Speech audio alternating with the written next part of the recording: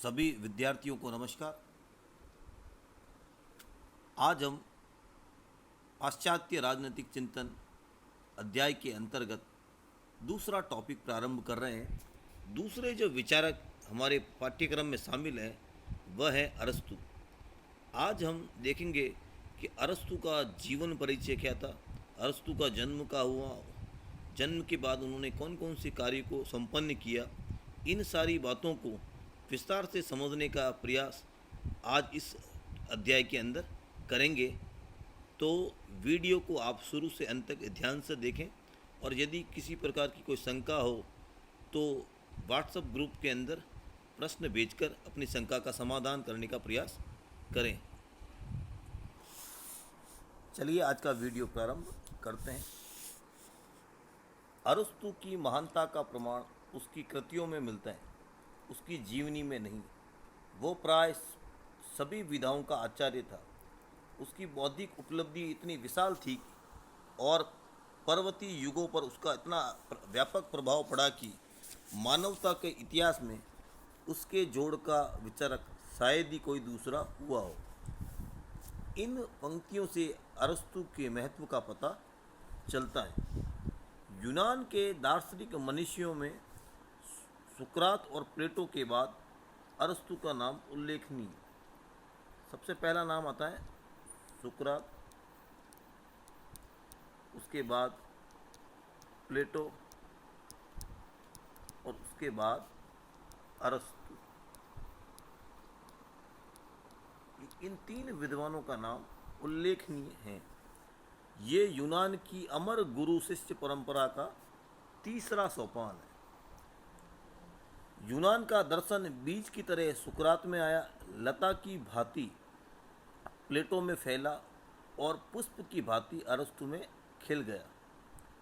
गुरु शिष्यों की इतनी महान तीन पीढ़ियां विश्व इतिहास में बहुत ही कम दृष्टिगोचर होती हैं। सुकरात महान के आदर्शवादी तथा कवित्वमय शिष्य, प्लेटो का यथार्थवादी तथा वैज्ञानिक दृष्टिकोण वाला शिष्य अरस्तु बहुमुखी प्रतिभा का धनी था। मानव जीवन तथा प्रकृति विज्ञान का शायद ही कोई ऐसा पहलू हो जो उसके चिंतन से अछूता रहा हो। उसकी इसी प्रतिभा के कारण कोई उसे बुद्धिमानों का गुरु, अरस्तु को बुद्धिमानों का गुरु कहा जाता है।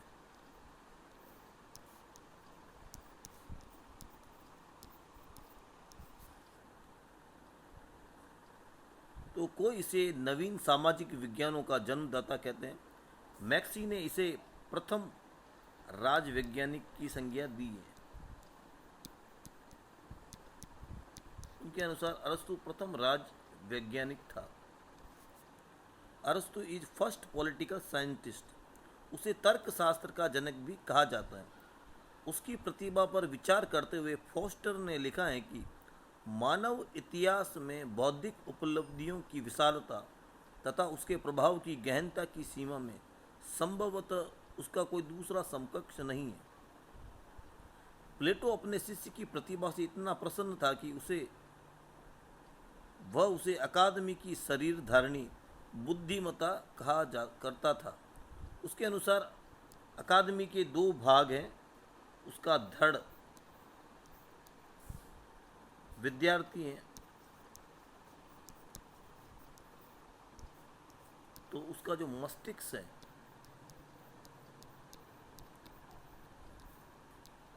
वह अरस्तु को मानता था, अपनी अकादमी का मस्तिष्क। अरस्तु को ग्रंथ संग्रह करने का बड़ा शौक था, अतः प्लेटो उसके घर को पाठक का घर कहता।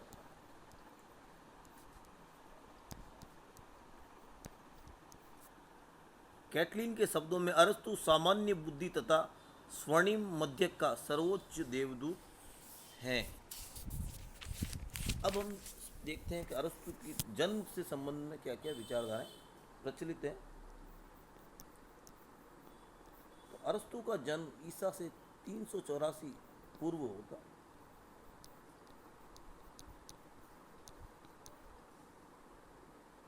मैसेडोनिया के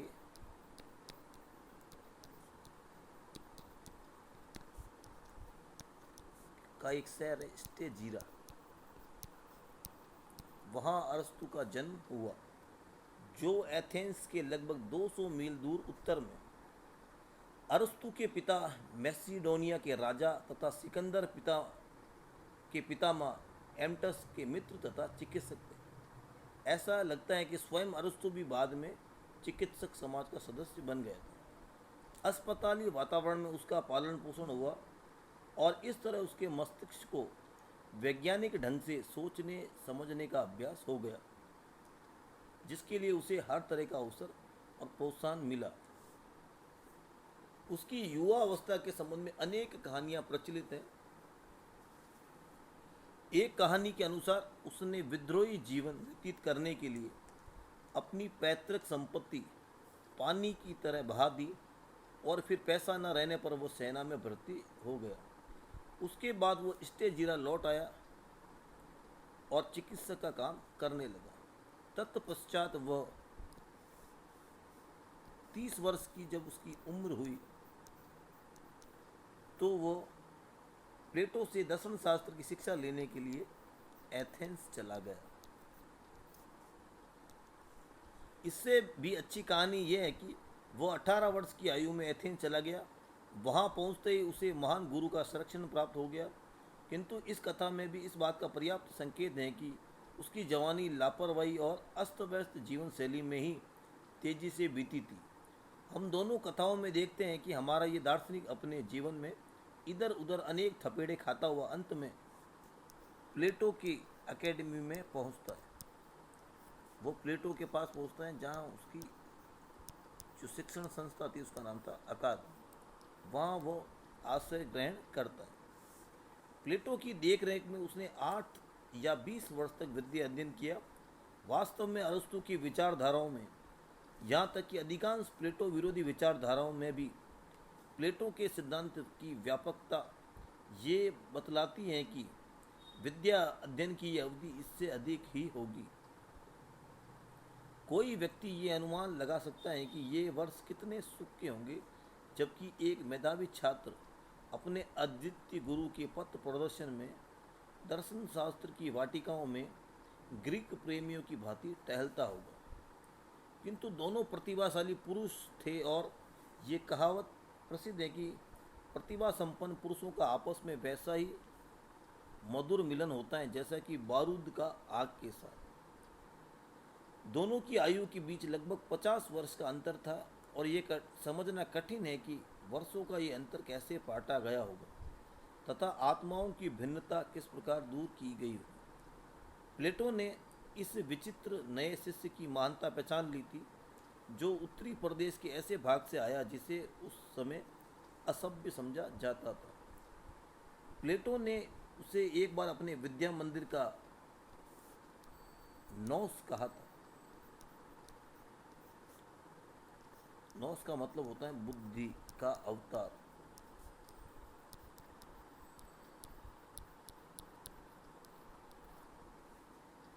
अरस्तु ने पुस्तकों पर बहुत अधिक खर्च किया, पुस्तकों पर पानी की तरह पैसा बहाया। ज्ञान भंडार को उसकी अनेक देनों में पुस्तकालय विभाजन का सिद्धांत भी एक देन है। इसलिए प्लेटो ने अरस्तु के निवास स्थान को पाठक का घर या विद्यार्थी का घर कहा है।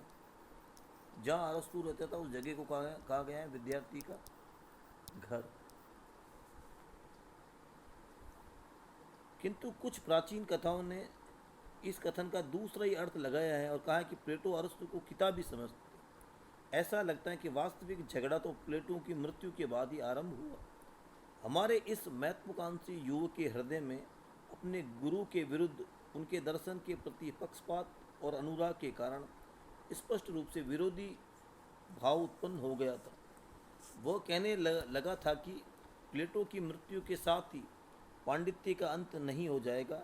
दूसरी ओर प्लेटो का अपने इस शिष्य के संबंध में कथन था कि वह घोड़े या गधे के उस बच्चे की तरह है जो अपनी माँ का दूध चूस लेने के बाद उसे लात मार देता है। एथेंस के इस साल की घटनाएं और अधिक शंकास्पद हैं।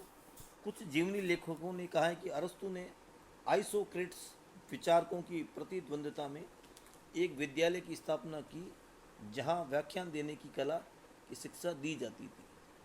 ये भी कहा जाता है कि इस विद्यालय में हर्मियास नामक शिष्य था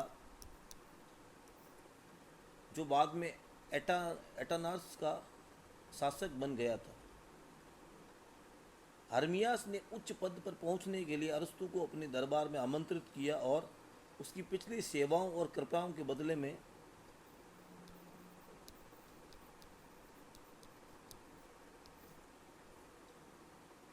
अपने गुरु के साथ अपनी बहन की शादी कर दी। कोई भी इसे एक यूनानी भेंट के रूप में स्वीकार कर सकता है, किंतु इतिहासकारों ने हमें विश्वास दिलाया है कि प्रतिभा संपन्न होते हुए भी अरस्तु का जीवन अपनी पत्नी के साथ बड़ा सुखमय रहा और उसने अपने वसीयतनामे में अपनी पत्नी के संबंध में बड़े प्रेमपूर्ण उद्गार प्रकट किए। लगभग 1 वर्ष पश्चात ही मैसिडोनिया के राजा फिलिप ने अरस्तु को सिकंदर की शिक्षा का काम सौंप दिया।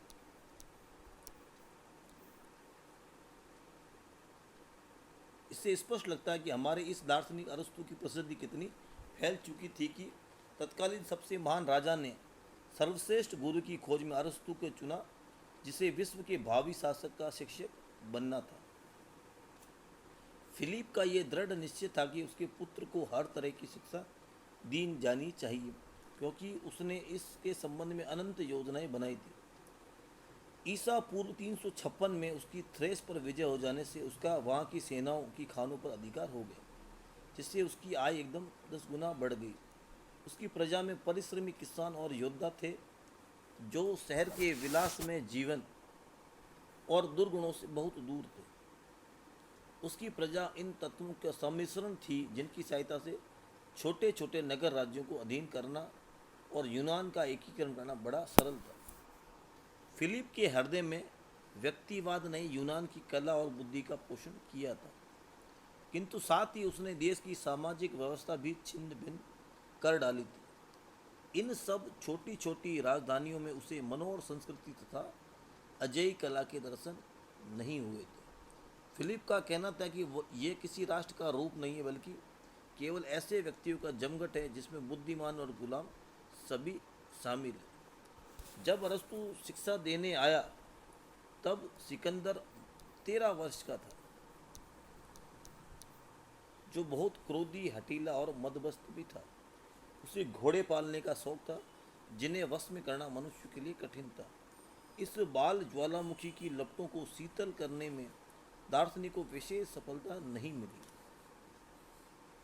अरस्तु को सिकंदर के संबंध में जितनी सफलता मिली थी, उससे कहीं अधिक सिकंदर को बुसीफालस के संबंध में मिली थी। प्लूटार्क का कहना है कि सिकंदर का अरस्तु के प्रति उतना ही प्रेम और उतनी श्रद्धा थी जितने की अपने पिता के प्रति। उसका कहना था कि यदि उसने अपने पिता से जीवन पाया है तो गुरु ने उसे जीवन की कला दी है। एक बहुत ही सुंदर यूनानी कहावत है कि जीवन प्रकृति की देन है, किंतु सुंदर जीवन बुद्धि की देन है। अरस्तु ने अपने एक पत्र में सिकंदर ने अपने एक पत्र में अरस्तु को लिखा था, मैंने अपने को शक्ति और साम्राज्य बढ़ाने की कला की अपेक्षा इस ज्ञान में अधिक श्रेष्ठ बना लिया है कि अच्छाई क्या है, किंतु ये संभवतः शाही युवक की प्रशंसात्मक उक्ति से अधिक कुछ नहीं है। एशिया विजय के लिए रवाना होने पर सिकंदर अपने पीछे यूनान के नगरों में अपनी समर्थक सरकारें तो छोड़ गया था, किंतु जनता एकदम विरोधी थी। एथेंस की लंबी परंपरा में जो कभी साम्राज्य भी रह चुका था, गुलामी असहनीय थी, चाहे वह विश्व विजयी शानदार शासक की ही क्यों न हो।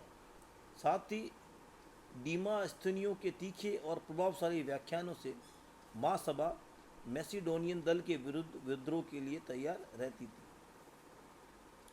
जब अरस्तु दूसरी बार विदेश भ्रमण के बाद लौटा, ये घटना लगभग 334 ईसा पूर्व की थी।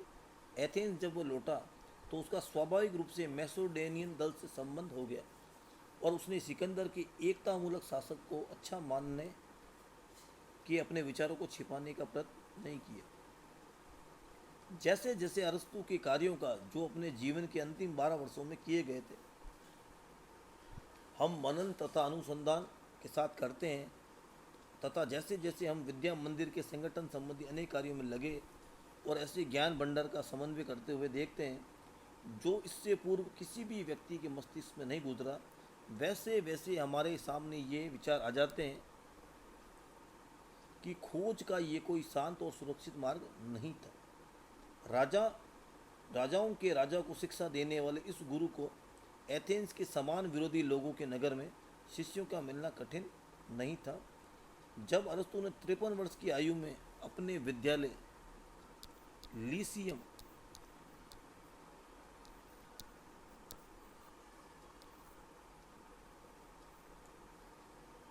लीसियम की स्थापना की तो इतने अधिक छात्र इकट्ठे हो गए कि व्यवस्था बनाए रखना कठिन हो गया। छात्रों ने स्वयं इन नियमों की रचना की और वे हर 10वें दिन अपने एक छात्र को विद्यालय की देखरेख के लिए निर्वाचित करते थे। इसमें सभी छात्र अपने गुरु के साथ समान रूप से भोजन करते, खेल कूद के मैदान में गुरु के साथ घूमते, उनसे ज्ञान प्राप्त करते। इसी खेल कूद के मैदान के नाम पर ही इस विद्यालय के नाम लीसियम पड़ा। ये नया विद्यालय प्लेटो के विद्या मंदिर का प्रतिरूप नहीं था जो वह अपने पीछे छोड़ गया। प्लेटो के विद्या मंदिर में सबसे अधिक गणित तथा विचार एवं राजनैतिक दर्शन शास्त्र पर बल दिया जाता था, जबकि प्लेटो के लिथियम में प्राकृतिक विज्ञान का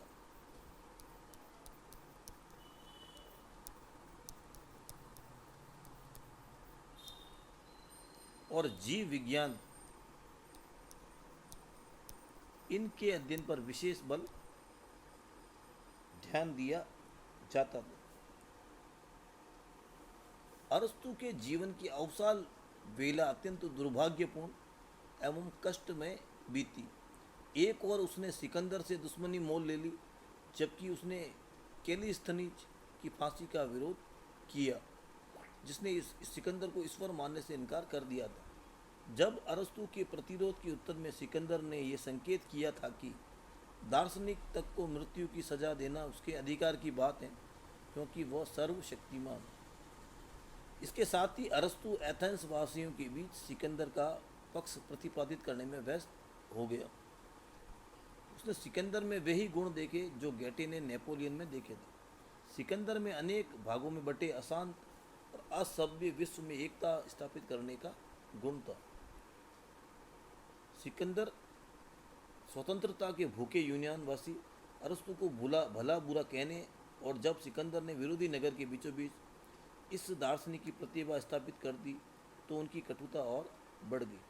प्लेटो की अकादमी के उत्तराधिकारी तथा कुछ जनसमूह जो डेमोस्थनीज की तीखी पटुता से प्रभावित थे, षड्यंत्र करने लगे और अरस्तु को देश निकाला देने की मांग करने लगे।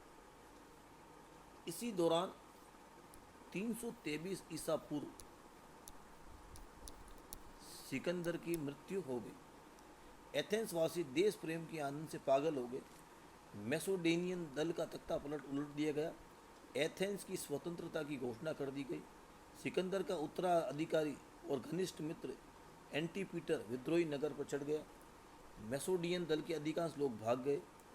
यूरी मैडन नामक एक प्रमुख पुरोहित ने अरस्तु के विरुद्ध अभियोग पत्र रखा, जिसमें उस पर आरोप थे कि वो प्रार्थना और बलि को व्यर्थ मानने की शिक्षा देता है। अरस्तु ने देखा कि उसका भाग्य अब उन न्यायाधीशों के हाथों में जो उनसे भी अधिक विरोधी है, जिन्होंने सुकरात की हत्या की थी।